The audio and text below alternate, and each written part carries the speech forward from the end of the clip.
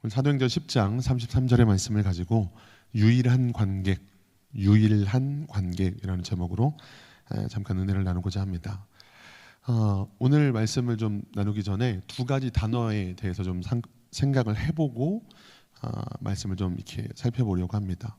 두 가지 단어를 좀 살펴볼 건데, 첫 번째 단어는 인식이라고 하는 단어입니다. 인식, 무언가를 인식하다 할 때 인식.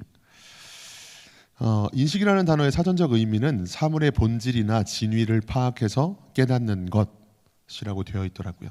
무언가를 그럴 때 사물의 진위나 본질을 파악해서 깨달았을 때 우리는 무언가를 인식했다라고 표현을 합니다.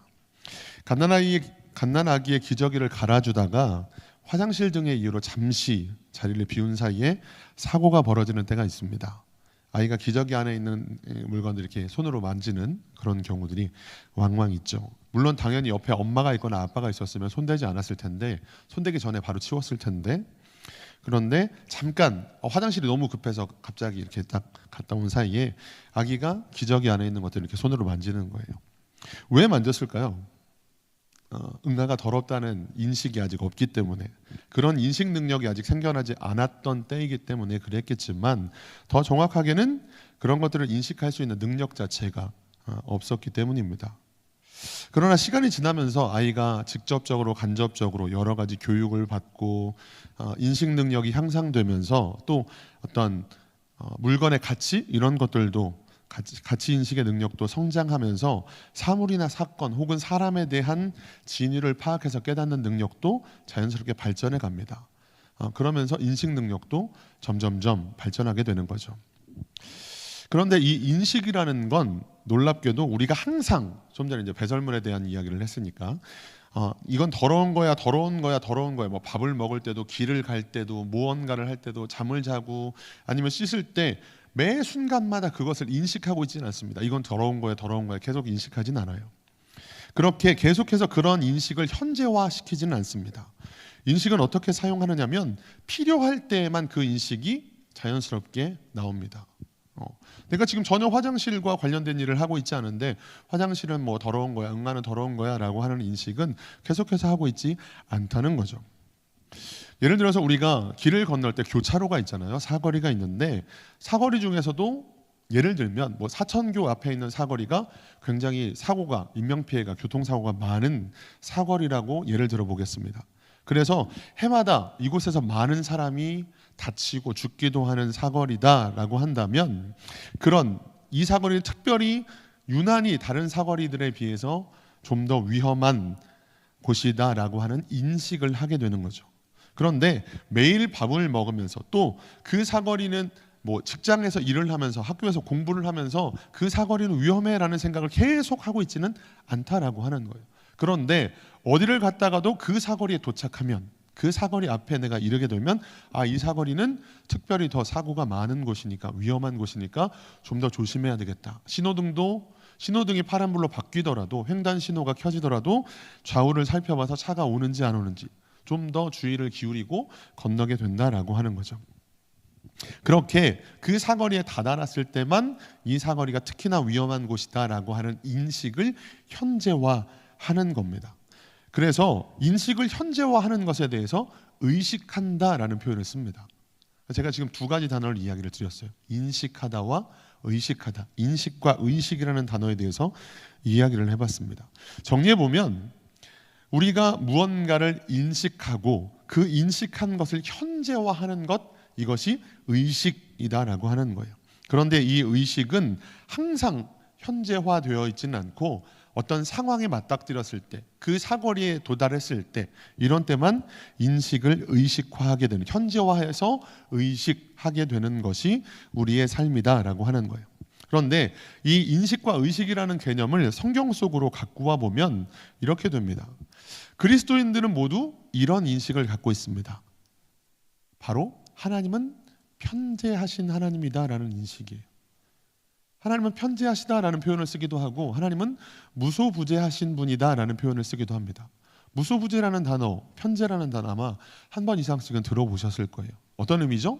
무소부재라고 하면 하나님은 안 계신 곳이 없다, 존재하지 않으시는 곳이 없다라고 하는 게 무소부재고, 그거보다 조금 더 넓은 의미, 조금 더 긍정적인 의미로 표현된 게 편재입니다. 하나님은 어느 곳에나 계신다. 똑같은 의미 같지만 살짝 뉘앙스가 다르죠. 하나님은 안 계신 곳이 없다와 모든 곳에 계신다라는 의미는 살짝 다를 수 있겠죠. 그런데 이 하나님의 무소부재, 하나님의 편재라는 인식을 하나님을 믿는 사람, 그리스도인이라고 하면 모두가 갖고 있다라고 하는 거예요. 그런 인식을 갖고 있다라고 하는 겁니다. 예수님을 믿기 전에는 모르지만, 예수님을 믿기 전에는 이런 인식 자체가 당연히 없겠지만, 예수님을 믿고 나면, 내가 그리스도인이 되고 나면 하나님은 편재하신 분이고 무소부재하신 분이라는 인식이 우리 안에 생겨진다라고 하는 거예요. 시편 139편 8절에서 10절에 보면 이런 말씀이 있습니다. 같이 읽어볼까요? 내가 하늘에 올라갈지라도 거기 계시며 수월에 내 자리를 펼지라도 거기 계시니이다. 내가 새벽 날개를 치며 바다 끝에 가서 거주할지라도 거기서도 주의 손이 나를 인도하시며 주의 오른손이 나를 붙드시리이다. 아멘. 하나님이, 우리 주님이 어디에 계신다고 이야기를 하는 거죠? 내가 하늘에 올라갈지라도 하나님은 거기에도 계시고, 내가 수월이라고 하면 쉽게 설명드리면 지옥이라고 생각하시면 됩니다. 내가 음부에, 수월에, 지옥에 내 자리를 펼지라도 거기도 하나님이 계시고, 내가 새벽 날개를 치며 바다 끝에 가서 거주한다고 할지라도 거기서도 주의 오른손이 나를 붙드시겠다라고 고백하는, 하나님의 편재를, 하나님의 무소부재하심을 고백하는 가장 대표적인 말씀이죠. 우리의 인생으로 적용해보면 이렇게 되는 겁니다. 하나님은 교회에만 계시는 것이 아니라 우리 집에도 계시고, 우리 남편의 직장에도 계시고, 우리 아이의 학교에도 계시는 분이다라고 하는 이야기가 되겠죠. 그리스도를 믿으면 이 사실을 믿게 돼요. 이 사실을 인식하게 됩니다. 하나님은 어느 곳에나 계신다. 교회에도, 직장에도, 우리 아이의 학교에도, 학원을 왔다 갔다 하는 그 모든 걸음 중에도 하나님은 함께하고 계신다. 그 모든 곳에 존재하고 계신다라는 인식이 우리에게 생겨난다라고 하는 거예요. 그러면 이 편재하신다라고 하는 게 하나님의 존재의 방식인데, 그 모든 곳에 편재하신 하나님께서 무엇을 하시는가라고 하는 것에 대해서 출애굽기 3장 7절은 이렇게 이야기합니다. 출애굽기 3장 7절 읽어보겠습니다. 여호와께서 이르시되 내가 애굽에 있는 내 백성의 고통을 분명히 보고 그들이 그들의 감독자로 말미암아 부르짖음을 듣고 그 근심을 알고. 아멘. 하나님이 편재하시기만 하다면 그것이 우리에게 다가오는 그래서 뭐 어쨌다는 거야? 굉장히 죄송한 표현입니다만, 하나님이 편재하신데 그래서 뭐 어쩌다고 라고 하는 것에 대해서 지금 설명을 드리는 거예요. 하나님은 그 모든 곳에 편재하시면서 무엇을 하시느냐? 말씀 잠깐 다시 띄워주시겠어요? 그곳에서 보고 계신대요. 내 백성의 고통을 분명히 보고, 또 뭐라고 얘기하시죠? 듣고 계신대요. 그들이 그들의 감독자로 말미암아 부르짖음을 내가 들었다. 그리고 그들의 근심까지도 내가 알고 있다라고 이야기하시는 거예요. 하나님께서 나의 모든 상황, 나의 모든 형편, 내가 뭘 하고 있는지, 무엇으로 근심하고 있는지 모든 것을 보고 듣고 내 속마음까지라도 알고 계신다라고 하는 거예요. 그게 편재하시는 하나님께서, 이 모든 곳에 계신 하나님께서 행하시는 일이다라고 하는 거예요. 그런데 정말 우리 마음속에, 우리 생각 속에, 우리 삶 속에 이런 인식이 있느냐라고 하는 거죠. 하나님은 편재하시는 분이라는 것, 하나님은 안 계신 곳이 없는 무소부재하신 분이라는 사실을 우리는 인식하고 있는데, 정말 그런 인식이 내 삶 속에 가득한가라고 하는 거예요. 그런 인식이 과연 저와 여러분들의 삶에 있느냐라고 하는 거죠. 저희 집이 이제 용인 죽전에서 살다가 이곳으로 이제 이사를 왔잖아요. 근데 이곳에서 살 집을 구하지도 않고 저희가 살던 집을 바로 비워주겠다고 계약을 먼저 했어요. 보통 이사를 하게 되면 약간 그래도 최소 2달에서 3달 정도 그 계약 말미를 좀 갖고 계약을 하잖아요. 그런데 저희 집에 있는 어떤 분이 1달 조금밖에 안 남은 시간 만에 바로 그때 집을 비워주겠습니다라고 계약을 해버린 거예요. 그래서 발등에 불이 떨어져서 여기 빨리 집을 구해야 되는데 하면서 이제 이쪽으로 넘어온 거죠. 근데 아내와 함께, 저희 어머니와 함께 집을 보러 왔는데, 용인 죽전에서 여기까지 보통 안 막히면 평균적으로 한 1시간 15분에서 20분 정도가 걸립니다. 근데 일단 그 여기까지 오는 것도 참 쉽지 않았고 집을 비워줘야 할 날짜가 처음부터 한 달 정도밖에 없었기 때문에 빨리 와서 최대한 빠르게 집을 구해야 되는 상황이었어요. 그런데 이제 집을 구해야 되긴 하는데 집을 구할 때 여러 가지 생각을 하잖아요. 뭐 예를 들면 뭐 로얄층이었으면 좋겠다. 뭐 여러 가지 조건들이 있을 텐데 저희 이제 아들 둘이 워낙 이제 부산스럽다 보니까 기왕이면 1층이었으면 좋겠다라는 조건도 있었고 또 여러 가지로 집을 구하는 게 너무 어려운 거예요. 이제 아무래도 죽전에 비해서 물론 죽전도 비싼 곳은 비쌉니다만 저희가 살던 곳은 그래도 꽤 저렴하게 살던 곳이었어서 여기 와서 이제 가격적인 면 한 달 안에 비워줄 수 있는 집 그리고 기왕이면 1층이면 좋겠다라고 하는 여러 가지 조건들을 가지고 그날 집을 알아보기 시작했어요. 그런데 이런 집을 구하기가 쉬울까요? 조건 하나만 있어도 사실은 쉽지 않은데 그냥 어디라도 좋으니까 한 달 안에 비워질 수 있는 집이면 거기서 살겠습니다. 지금 이래야 되는 상황인데 여러 가지 조건들이 이제 더 붙는 거죠. 게다가 이사가 한창인 좋은 계절도 아니고 그때가 11월 말 12월이 다 된 시점이었어요. 그러다 보니까 막 고민도 되게 많았고 어떻게 하지 이게 구해질 수 있을까 조건이 맞는 데가 있을까 막 이렇게 그날 일찍부터 출발해가지고 여기서 이제 막 여러분들의 도움을 받아서 집을 알아보고 있었는데 결론부터 말씀드리면 그날 단번에 집을 구했습니다. 그리고 구한 집도 마침 또 1층이었어요. 근데 다시 말씀드리지만 한 달 안에 비워줄 수 있어야 되고 그러니까 제가 집에서 저희 집에 있는 분한테 엄청 뭐라고 했거든요. 아니 무슨 계약을 한 달 만에 저기 집을 내주겠다고 말을 했냐고 막 이렇게 엄청 뭐라고 하고 계속 막 이렇게 저기를 하고 했는데 한 달 안에 비워줄 수 있다고 하고 게다가 1층이고 또 가격도 물론 저희 형편으로 살기는 쉽지 않은 곳이긴 했습니다만 어쨌든 그런 집을 그날 하루 만에 구했거든요. 물론 그 뒤에 이제 전세담보대출을 받는 뭐 여러 가지 과정도 나중에 기회가 되면 하나님께서 어떻게 일하셨는지를 또 알려드릴 기회가 있겠습니다만 어찌됐던 집을 한 번에 하루 만에 구했어요. 그리고 그래서 그날이었나? 그 다음 날이었나? 바로 계약을 했던 것 같아요.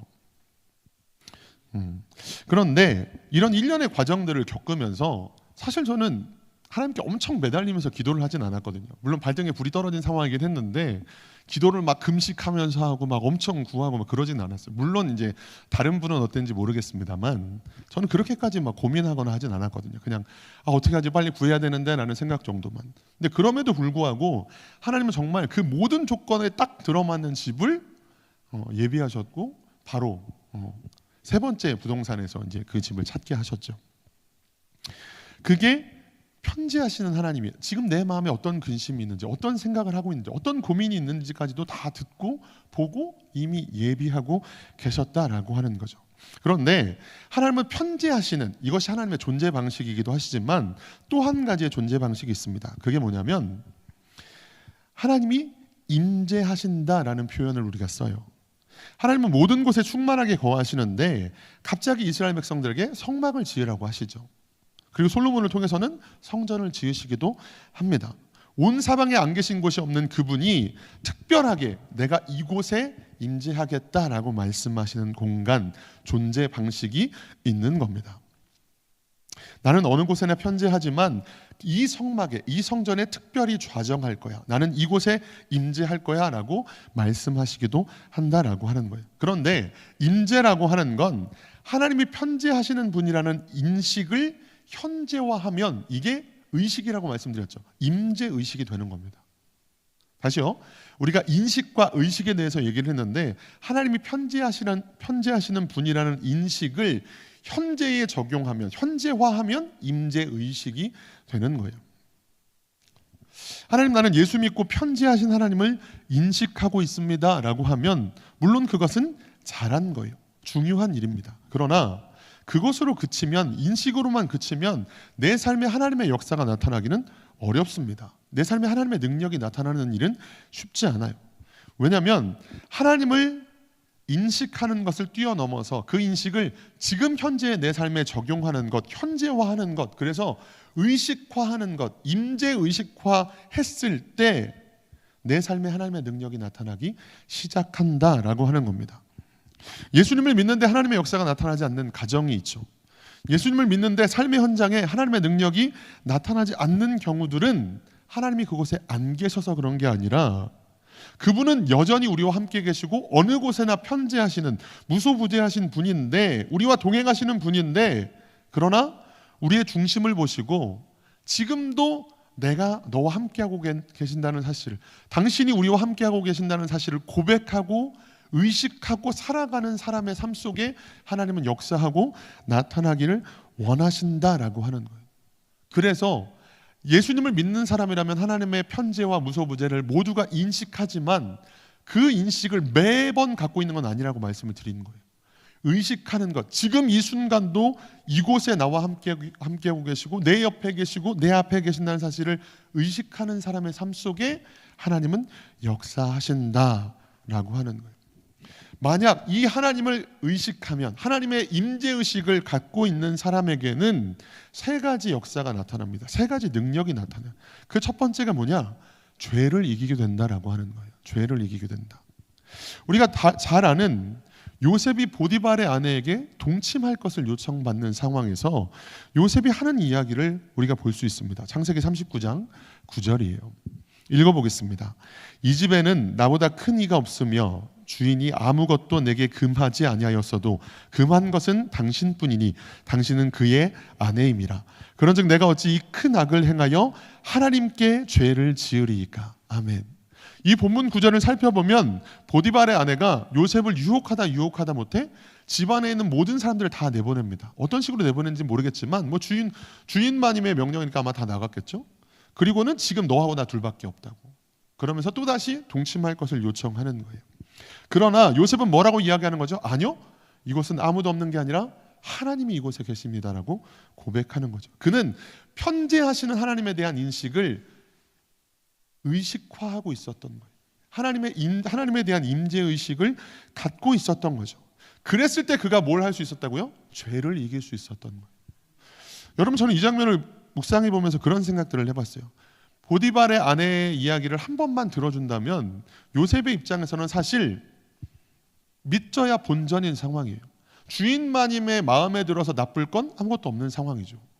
남편한테 자기에 대해서 잘 이야기를 해줄 수도 있는 거고, 이 어떤 과정들을 통해서 내가 노예 신분을 벗어날 수도 있게 되는 거고, 자유인이 될 수도 있는 거고, 어찌됐든 지푸라기라도 잡을 수 있는 그런 상황이잖아요. 근데 그럼에도 불구하고 요셉은 그 하나님에 대한 인식을 철저하게 지금 현재의 의식으로 갖고 있었다라고 하는 거예요. 그때 그는 죄를 이길 수 있었다라고 하는 겁니다. 근데 요셉만 그랬느냐? 아니요, 다윗도 그래요. 시편 16편 8절에 보면 다윗이 이렇게 고백합니다. 내가 여호와를 항상 내 앞에 모심이여 그가 나의 오른쪽에 계심으로 내가 흔들리지 아니하리로다. 아멘. 다윗이 뭐라고 고백하는 거죠? 하나님이 지금도 내 앞에 계십니다. 내가 주님을 항상 내 앞에 모시고 그분께서 나의 오른쪽에 계심으로 내가 절대 흔들리지 않습니다라는 고백을 하는 거예요. 그런데 우리가 잘 아는 것처럼 다윗이 넘어졌던 때가 있었죠. 우리아의 아내 밧세바를 취하고 그것을 숨기기 위해서 우리아를 전장터에 나가서 죽게 만드는 일.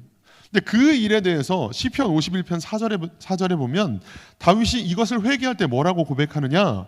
내가 주님의 목전에서 악을 행하였습니다라고 고백해요.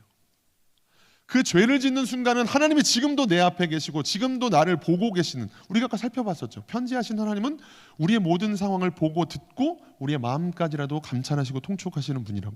그런데 이 사실을 잊어버린 순간, 이 사실을 망각한 순간, 인식으로만 그쳤을 때 다윗은 범죄하였고, 그것을 다시 깨달았을 때 내가 하나님 앞에서 주님의 목전에서 범죄하였습니다라고, 악을 행하였습니다라고 고백했다라고 하는 거예요. 결국 주님이 지금 내 앞에, 지금 이곳에 임재하고 계신다는 의식이 있는 사람은 죄도 이길 수 있는 거예요. 나 자신도 이길 수 있게 되는 겁니다. 그런데 이 한 가지만 있느냐? 아니에요. 하나님이 편지하신 분이라는 인식을 현지화함으로 임재의식을 갖는 자에게 나타나는 또 한 가지 능력은 교회 안에서의 삶과 교회 밖에서의 삶에 일관성이 생기게 됩니다. 사무엘상 12장 3절에서 4절에 보면 사무엘이 백성들 앞에서 이야기하는 장면이 나와요. 말씀을 좀 보여주시겠어요? 시간이 없으니까 읽지는 않을게요. 이 말씀에 보면 사무엘이 평생을 하나님의 사자로, 하나님의 선지자로 사역을 감당하고 그가 이제 자신의 사역을 마무리할 때쯤 백성들 앞에서 이야기하는 겁니다. 내가 너희들 보기에 악을 행한 적이 있었니? 내가 너희들에게서 하나라도 부정한 무언가를 취한 것이 있었니? 내가 너희들 보기에 하나라도 흠이 있었으면 내게 말해보라라고 이야기를 하는 거예요. 그러면서 이어서 말하는 게 뭐죠? 나는 기도를 쉬는 죄를 범한 적이 없다라는 표현까지도 합니다. 그는 하나님 앞에서, 나는 하나님 앞에서 전혀 부끄러움 없이 나의 일평생을 하나님께서 내게 맡겨주신 사명을 살아왔다라고 이야기하는 거예요. 하나님 앞에서라는 고백이 뭐예요? 지금 하나님이 내 평생의 삶 속에 하나님의 임재를 언제나 의식하면서 살아왔다라고 고백하는 거죠. 그래서 자신은 교회 안에서의 삶, 성전 안에서의 삶뿐만 아니라 성전 밖에서의 삶 속에서도 그의 평생의 삶에서 한 점 부끄러움이 없었다라고 고백하고 있는 거예요. 한국 교회가 사람들에게 지탄을 받고 욕을 먹는 가장 대표적인 이유가 뭐죠? 교회 안에서와 밖에서의 삶이 다르기 때문이에요. 니네 교회에서는 누구보다 순전한 것 같고 누구보다 의로운 것 같고 누구보다 정말 착하게 사는 사람인 것처럼 보이지만 교회 밖에서는 잘 모르겠더라. 우리가 전도할 때마다 가장 많이 부딪히는 것 중에 하나가 사실은 그거죠. 난 믿는 사람하고 믿지 않는 사람하고 차이를 잘 모르겠는데 라는 이야기들. 그런데 그런 것들이 내가 정말 남들보다 더 착하게 살아야지, 더 하나님 보시기에 의롭게 살아야지라고 하는 결단이나 다짐, 물론 이런 것들이 중요하겠지만 그것보다 우선적으로 필요한 게 뭐라고요? 지금 내 앞에 하나님이 계시다는 사실, 그런 인식, 그런 의식이 필요하다라고 하는 거예요. 우리가 교회에 있을 때는 최소한 말도 더 조심하고 행동거지도 더 조심하게 됩니다. 왜요? 아까 사거리에 갔을 때, 사거리에 도착했을 때 이 사거리는 위험해라는 인식이 현지화돼서 의식화된 것처럼 교회는 하나님이 계신 곳이라는 인식이 의식화된 거예요. 그 순간. 그러다 보니 하나님 보시기에 할 수만 있으면 거짓말도 좀 더 안 하려고 하고 말도 평소에 되게 거칠게 걸게 하는 사람들도 여기서는 되게 좀 더 막 이렇게 표현을 순화하고 막 이렇게 하려고 하는 거죠. 막 집에 가서는 막 화를 내고 막 되게 거친 소리를 하시는 분도 전화 받을 땐 여보세요 막 이렇게 갑자기 받는 이런 느낌처럼 교회에서는 이곳은 하나님이 계신 곳, 이곳은 하나님의 성전이라는 인식이 의식화되다 보니까 무언가 조금 더 하나님 보시기에 부끄럽지 않은 모습으로 살려고 하지만 교회 문을 나서는 순간 그 의식이 사라져버리는 거예요. 인식은 여전히 남아있지만 의식화되지 않은, 임재의식이 없는 상태로 살아가다 보니 교회 안과 교회 밖의 삶이 일치되지 않는다라고 하는 거예요. 그런데 이 임재의식이 있으면 안과 밖에, 교회 안에서의 삶과 교회 밖에서의 삶이 일치된 삶을 살아낼 수 있다라고 하는 거죠. 또 한 가지, 하나님에 대한 임재의식이 있는 사람이 갖는 능력 또 한 가지가 뭐냐면 담대해진다라고 하는 거예요. 두려움이 사라진다라고 하는 겁니다. 사도행전 4장 19절에 보면 베드로와 요한이 공회에 잡혀가요. 그리고 너희들 예수 그리스도에 대해서 한 번 더 전하면 죽어라고 이제 협박을 받는 장면이 나옵니다. 근데 그때 4장 19절에 베드로와 요한이 뭐라고 대답하죠? 말씀을 보시면 하나님 앞에서 너희의 말을 듣는 것이 하나님의 말씀을 듣는 것보다 옳은가 판단해보라라고 이야기를 하는 겁니다. 여기서도 여전히 하나님 앞에서, 나는 지금 너희들 앞에만 있는 것이 아니라 이곳에 하나님이 계신다라고 이야기하는 거죠. 하나님 앞에 나는 서 있다라고 고백할 수 있는 거예요. 이 70인의 공회가 어느 곳이냐면 예수님께 사형 언도를 내렸던 곳입니다. 그런데 그들 앞에서 담대하게 말하는 거예요. 하나님 앞에서 내가 너희 말을 듣는 것이 옳으냐? 하나님의 말씀을 듣는 것이 옳으냐? 너희가 판단해 보라고 이야기를 하는 겁니다. 여러분, 우리는 삶이라고 하는 무대에서 살아가요. 수많은 사람들, 우리는 굉장히 많은 사람들의 시선과 평가와 사람들의 이야기에 귀를 기울이고 그들이 나를 어떻게 볼까에 굉장히 마음을 쓰면서 살아갑니다. 대부분의 사람들, 특히 한국 사람은 진짜 이게 심한 것 같아요. 근데 한국 사람들이 외국에서 살 때는 되게 편하게 살다가 한국에 다시 들어오면 바뀝니다. 다시 사람들의 소리와 인식과 평가에 되게 신경을 써요. 제가 아는 어떤 목사님이 미국에 이제 유학을 온 가족이 다녀오셨는데 3년, 4년 정도 있다가 돌아오셨어요. 근데 이 목사님이 설교 중에 무슨 얘기를 하셨냐면, 당신의 아내가, 사모님이 그곳에서는 맨 얼굴로 계속 돌아다니셨대요. 그런데 한국에 들어오자마자 화장을 안 하고 돌아다니는 걸 한 번도 못 보셨대요. 그러니까 그곳에서는 내가 맨 얼굴이든 화장을 했던 풀매든 상관이 없이 다른 사람들의 시선에 전혀 신경 쓰지 않고 굉장히 자유롭게 살았는데, 한국에 들어오자마자 메이크업을 안 하고는 도저히 돌아다닐 수 없는 그런 아내의 모습을 보셨다라고 하는 거예요. 한국 사람들이 유난히 사람들의 시선, 평가, 뭐라고 말하는지, 저 사람이 나에 대해서 어떻게 생각할지에 대해서 그렇게 신경을 쓴다라고 하는 거예요. 근데 우리의 삶 자체가 무대라고 하는 거예요. 수많은 관객들이 나를 어떻게 볼까, 내 삶을 어떻게 평가할까, 내 삶에 대해서 뭐라고 이야기할까를 항상 신경 쓰면서 사는 것이죠. 그런데 그 관객을 누구로 두느냐에 따라 내 삶은 달라지는 거예요. 사람들의 평가, 사람들만은 관객으로 두고 있느냐, 아니면 하나님을 내 삶의 관객으로 인식하면서 의식하면서 살아가느냐에 따라 내 삶이 달라질 수 있다라고 하는 거죠. 무슨 얘기인지 이해가 되시죠? 여러분, 스데반이 돌에 맞아 죽는 장면을 보면, 와, 어떻게 자기를 돌로 치는 사람들을 저들의 죄를 돌리지 마시고 용서해 주세요라고 기도할 수 있을까라는 생각을 할 정도로 스데반은 참 엄청난 사람이었습니다. 그런데 비밀이 숨겨져 있어요. 그 돌에 맞아 죽어가면서 저들을 용서해 달라고, 저들이 하는 짓을 뭘 하는지도 알지 못한 채 지금 저러고 있다라고 고백하는 그 장면의 앞절을 보면 스데반이 뭘 보죠? 하늘이 열리고 보좌에 계신 예수님의 모습이 보여요. 지금 내 모습에 대해서, 지금 나를 주님께서 보고 계시다는 사실을 의식해요. 그래서 그는 그 자리에서 하나님, 쟤네들 복수해 주세요가 아니라 용서해 주세요라고 그렇게 말할 수 있었다라고 하는 겁니다. 아까 하나님의 존재 방식이 편재가 있고 또 한 가지가 있다고 말씀을 드렸어요. 임재라고 말씀을 드렸죠. 그런데 하나님께서 이렇게 하나님이 편재하시다는 사실을, 무소부재하시다는 사실을 인식하는 것을 뛰어넘어서 임재의식을 갖고 사는 사람들에게 하나님께서 주시는 게 있습니다. 그건 뭐냐면 하나님이 나타나신다는 거예요. 그 사람의 삶에 나타나셔서 역사하신다라고 하는 겁니다. 열왕기상 9장에 보면 솔로몬이 성전을 완공하고 하나님께 기도합니다. 8장에서 기도를 해요. 그리고 9장에서 하나님께서 내가 너의 기도를 들었다라고 말씀하시면서 그 성전에 솔로몬에게 하나님께서 임재하시는 장면이 나타납니다. 하나님께서 출현하세요. 그래서 모두가 하나님의 영광을 봅니다. 그런데 그곳에만 있는 게 아니에요. 하나님의 나타나심은 하나님에 대한 임재의식을 갖고 있는 모든 사람들에게 나타나십니다. 오늘 설교의 본문이 어디였죠? 사도행전 10장이었습니다. 오늘 10장 33절의 말씀을 보면 이렇게 기록되어 있어요.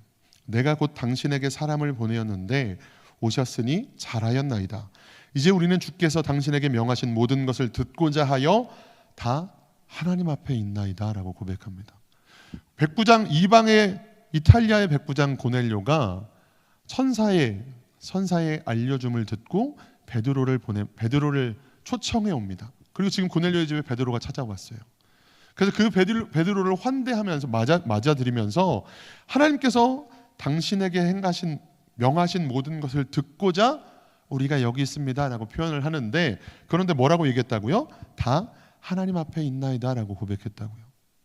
보통은 우리 생각으로는 하나님께서 당신에게 명하신 모든 것을 듣고자 우리가 당신을 초청해서 지금 여기 있습니다 라고 표현하겠죠. 그런데 고넬료가 뭐라고 고백했다고요? 당신에게 명하신 모든 것을 듣고자 우리가 하나님 앞에 있습니다 라고 고백해요. 하나님의 임재를 고백하는, 하나님 임재를 의식한 고넬료의 고백이 여기 들어있는 거죠. 그때 뭐가 나타난다고요? 하나님께서 나타나신다고 했죠. 하나님께서 출현하세요. 하나님께서 현현하세요. 임재하세요. 그래서 결과가 어떻게 나오느냐? 44절에 보면 베드로가 이 말을 할 때에 성령이 말씀 듣는 모든 사람에게 내려오시니 라고 기록합니다. 하나님의 임재 의식을 갖고 있던 고넬료에게, 그곳에 있는 모든 사람들에게 하나님의 임재가, 하나님의 현현이, 주님께서 나타나셨다라고 하는 거예요. 그리고 그의 온 가정이, 온 친족들이 구원을 얻게 되는 놀라운 역사가 나타나게 되어집니다. 말씀을 마치겠습니다. 이 말씀을 묵상하면서 저도 제 삶을 다시 돌아보게 되더라고요. 나는 과연 얼마나 의식하면서 살았는지. 대부분 불평하고 원망할 때는, 아니 무언가 죄를 지을 때는 혼자 있을 때 죄를 짓더라고요. 제가 교회에서 죄를 짓진 않을 거 아니에요. 여기 막 집사님들 계신데 거기서 막 내가 나쁜 짓 하고 막 그러진 않을 거 아니에요. 집에서도 애들이 옆에서 보고 있는데 죄를 짓진 않을 거 아니에요. 왜 뉴스를 보면, 토픽을 보면 항상 나오는 게 뭐 국회의원 누가 뭘 했다더라, 연예인 누가 뭘 했다더라라고 하는 거 대부분 어디서 일어나죠? 해외에서. 왜요? 우리나라에선 눈이 너무 많으니까 이곳엔 나를 아는 사람이 없을 거야 라고 하면서 죄를 짓죠.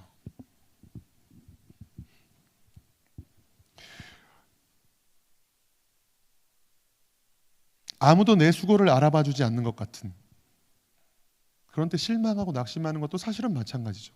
아까 하나님이 편재하셔서 하시는 일이 뭐라고 말씀드렸죠? 우리에 대해서 보고 우리의 소리를 들으시고 우리의 마음속에 있는 것까지라도 감찰하시는 분이다라고 이야기를 드렸어요. 그런데 내가 전도를 그렇게 열심히 했는데, 이번 총동원 축제 때도 그렇게 열심히 기도하고 그렇게 열심히 전도했는데 정작 내가 작정한 사람이 오지 않았어. 그러면 실망하는 거예요. 그럼 낙심하는 거예요. 그러면 좌절하는 거예요. 아니 나 다시는 전도 안 할 거야 라고 마음 먹어버리는 거죠. 그런데 그 모든 과정들, 그 모든 노력과 열심과 수고와 헌신 아무도 보지 못했나요? 아니죠. 하나님이 보셨죠. 하나님이 내 기도를 들으셨고 하나님 그 모든 수고에 대해서 듣고 계시고 알고 계시죠. 그런데 그걸 의식하지 못하니까 당장 실망하는 거예요. 물론 순간은 실망할 수 있어요. 그러나 다시 또 하나님을 찾는 거죠. 아니요, 하나님은 저의 모든 것까지도 아시는 분이죠. 욥기에 보면 욥이 그런 고백을 합니다. 하나님께서 내가 침 삼킬 동안도 나를 가만 놔두지 않으신다라는 표현을 해요. 물론 그거는 좋은 의미로 표현한 건 아니긴 했습니다만, 그러나 그 말씀 그대로 하나님은 우리의 침 삼킬 동안도 우리를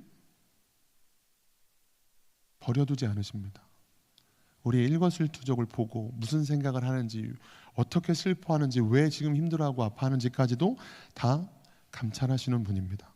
그분을 인식하는 것으로 그치지 않고 그분이 지금 여기에 계시다는 의식을, 임재 의식을 갖는 사람들에게 나타나는 놀라운 능력들, 죄를 이기고 담대해져서 두려움을 없애고, 또 한 가지가 뭐였죠?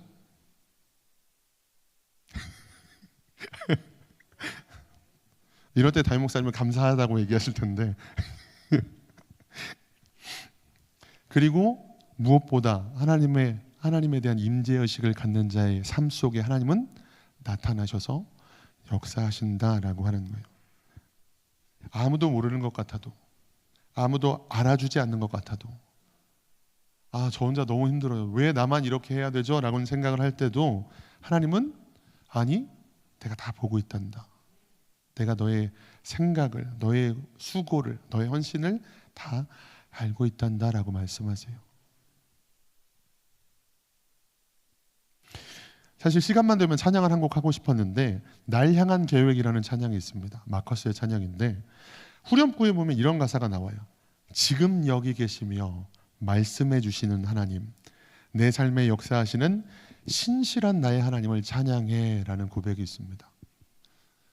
담임 목사님이 그 세해den교회에서 청년 사역을 하실 때 청년부 예배가 끝나면 마지막 찬양은 항상 이 찬양을 했던 때가 있었어요. 굉장히 좀 이렇게 경쾌한 곡인데, 이 찬양의 가사를 혹시 기회가 되시면 집에서 좀 들어보시고 다시 가사를 오늘 말씀과 함께 묵상해 보세요. 지금도 여기 계시고 내게 말씀해 주신 하나님, 내 삶에 역사하시는 신실한 나의 하나님을 찬양해. 결코 여러분들의 수고와 헌신이 헛되지 않은 줄 믿습니다.